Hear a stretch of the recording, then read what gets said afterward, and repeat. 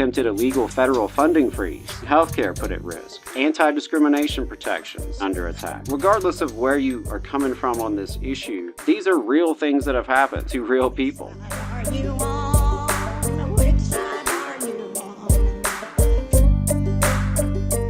want to take a moment to reflect on some of the major milestones that happened this week. We had three, at least, big milestones that I can think of, right?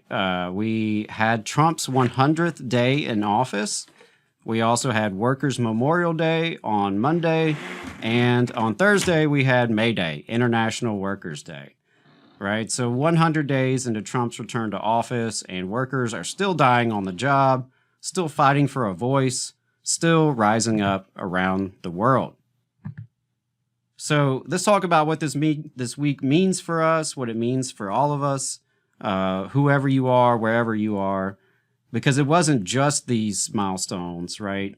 It was a reflection of where we're at as a working class, our power, and also the pain that we're enduring.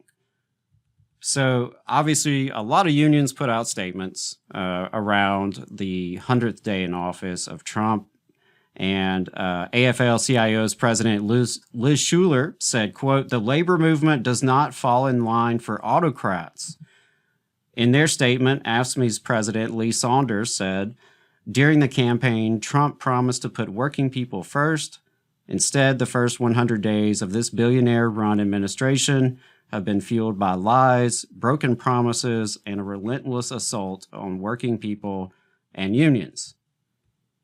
Now, I do want to put out something really interesting that I came across this week, which was from the Economic Policy Institute.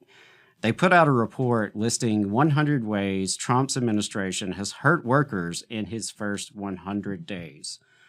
I thought about sitting here and reading all 100, but that's probably not the best approach for today's show.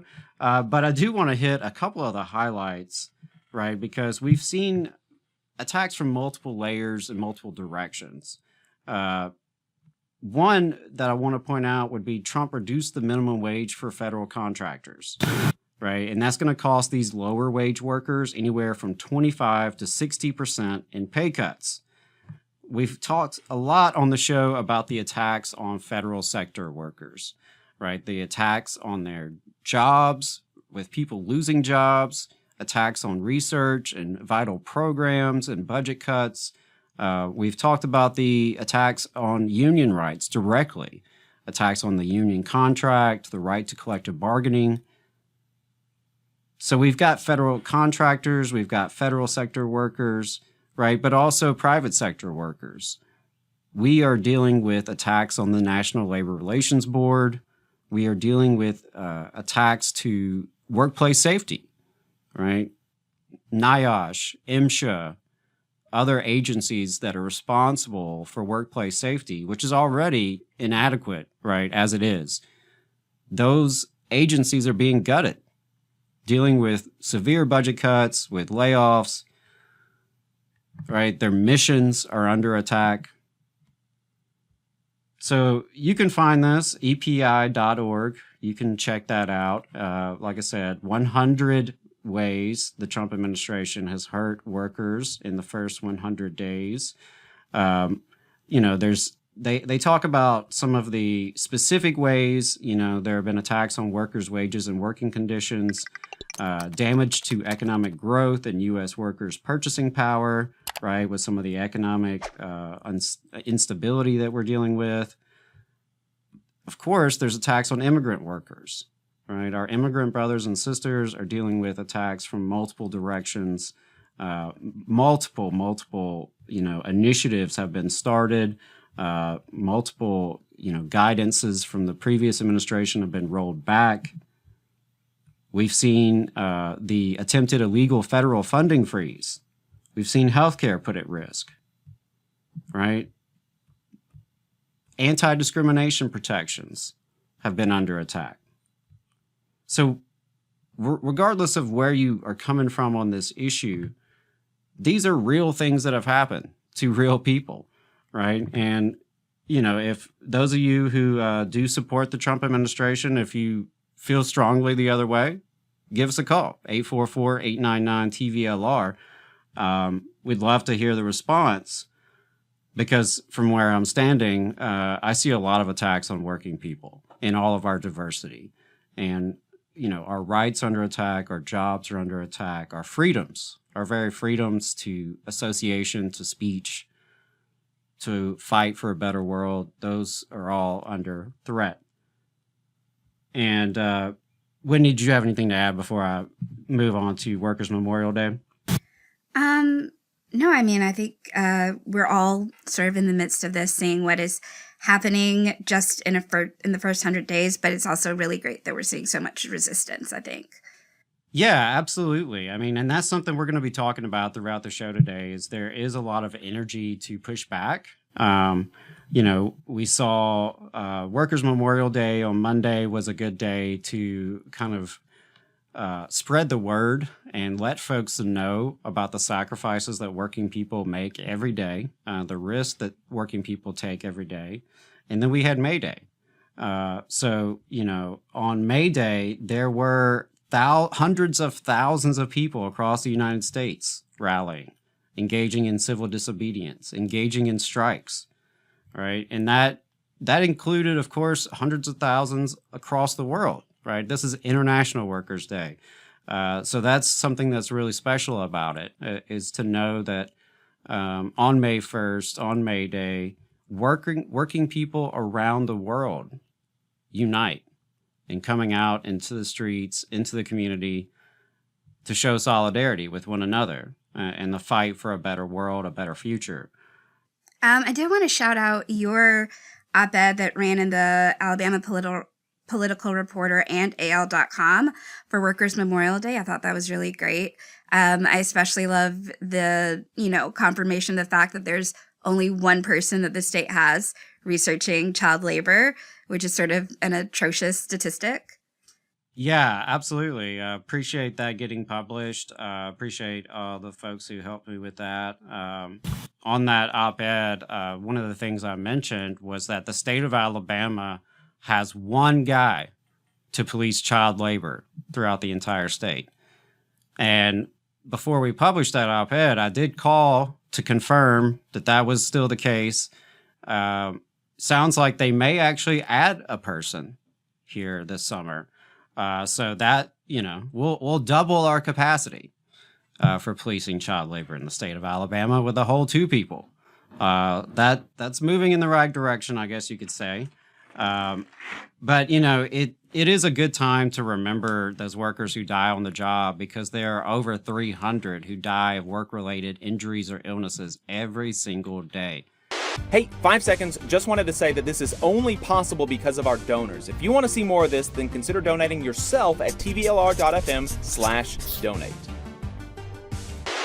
And as I mentioned earlier, it's probably going to get worse, right? We've got cuts by the Trump administration and Elon Musk, Doge. It's increasing the risk of injury and death for every worker, as the federal agencies tasked with investigating and mitigating occupational hazards and other threats are gutted. The ability to feed one's family, provide for education, and take time away from work to rest and recover are all on the chopping block. And so it's going to be really, really important that we build that working class solidarity. And that's why I am proud of this past May Day. There was a grassroots effort, the May Day Strong Coalition. They organized more than 1,300 events across all 50 states and Puerto Rico in over 1,000 cities and towns, including some events happening into the weekend. The unifying cry was workers over billionaires.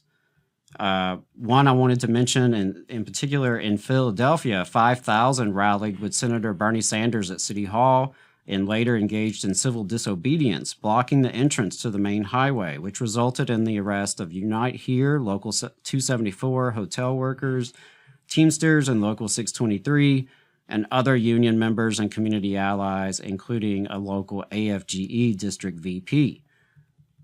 1,000 members of the United Auto Workers also struck at Lockheed Martin on May Day, which is, of course, the country's largest defense contractor. and UAW members went on strike in Florida and Colorado. UAW's President Shawn Fain wrote, "May Day was never just a celebration, a rally, or a march. It was also a day for strikes, for economic action at the workplace and beyond that would keep corporate America in check and keep workers' strike muscle strong." And also wanted to mention that in Tennessee, up in Chattanooga, hundreds rallied in support of the Volkswagen workers there fighting for a first contract. So, a lot happened this week, a lot going on, shows the struggles we're in. It shows the power we're building, right? And kind of the contrast between those two. And can't leave this segment without mentioning that, of course, President Trump did visit our state. He attended the commencement address at the University of Alabama. A lot of folks are very disappointed that Coach Nick Saban participated in this circus. But there's also, there were 3 protests that were scheduled and organized in Tuscaloosa that day from various organizations. Want to point out, shout out, UA Leftist Collective was one of several campus organizations that supported protesting outside the Coleman Coliseum during Trump's speech. And of course, our friends and siblings, the United Campus Workers, they were there. They are, of course, organizing workers at the University of Alabama. And the union's endorsement of the protest stated that, quote, "In an effort to delegitimize unions, the Trump administration has attacked collective bargaining rights, already an uphill battle in the public sector in the South." So just in closing, I think it's important that we organize everywhere. Inside the workplace, outside the workplace, in our churches and on our campuses, in our communities and neighborhoods, at the ballot box, and even inside our own unions that currently exist, right? Internal organizing. We have to be organizing everywhere. We have to be adding more people to this movement because people power is how we win. It's how we're going to resist. It's how we're going to actually not just resist and defeat attacks upon us, but build the kind of future we can really believe in. So that sort of mass organizing energy, we haven't really had that in some time in this country, but it's time we have it. It's time we build that kind of people power like we had in the 1930s with the historic labor upsurge of the CIO, like we had in the 50s and the 60s with the civil rights movement, the anti-war movement, the women's movement, and so on, right? We've got to have that kind of mass working class energy in organizing, bringing more and more people into our movement. And it's tough work, right? Because we don't all agree on everything. The working class is very diverse, right? We all come at this with different perspectives, different demographics, different geographies, but we have a lot that unites us. We have a lot of common interest as working people. And ultimately, our future is all tied together. So it's our ability to work together. It's our ability to build solidarity across the working class. That's what's going to help us overcome these challenges that we've already been facing this year and ultimately move into a better future. Yeah, I definitely think that the action in Tuscaloosa really highlighted how intersectional and interconnected all these movements have to be, because, there wasn't just organized labor there. There were LGBTQ groups. There were, groups that aren't the farthest left, and they were all working together. And, especially in Tuscaloosa, where Alireza Durudi was detained by ICE, is like, this is a community that is directly feeling the impacts of this administration. And it seems like they were able to put aside, a lot of political difference to be able to come together to, show up and resist against Trump this week. Yeah, absolutely. And I heard from people from different generations, right? I heard from, young people who are students there, but also from retirees and older faculty members and things like that. And I think that's another reminder is, this movement has to be intergenerational. young people often provide a lot of the energy and a lot of, the forward momentum. And, but also something that we've noticed out, at least more locally, in a lot of the movement spaces, a lot of the demonstrations, there's a lot of older folks who are out, who are energized, who are activated, a lot of retirees, a lot of people who are, getting political for the first time, a lot of people who are getting political for the first time in many years, maybe. So I think that's interesting, and I think it's something that is an opportunity. It's a challenge, right, to get people from different generations to work together. But it's also an opportunity. If folks are willing to learn from each other and really build off each other's experiences and perspectives, it really can make us stronger. So I do want to lift that up and really encourage, that kind of intergenerational unity. We all have things to learn from each other. I think, it can be a problem when you're resistant to learning from folks outside your generation. And it's really tempting to do. We gravitate towards people who are around our age, right? I mean, it's just natural. It's easier to communicate with, people your age too.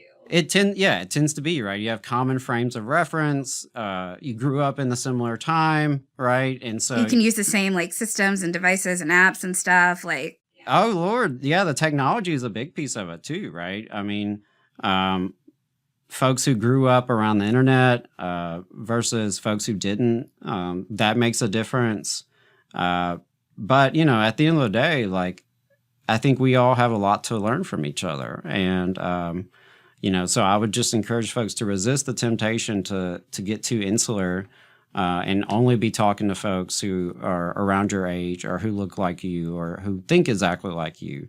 All right. I think that's something I try to embrace in this work is if I'm in a room, if I can help it, I don't want to be the youngest or the oldest.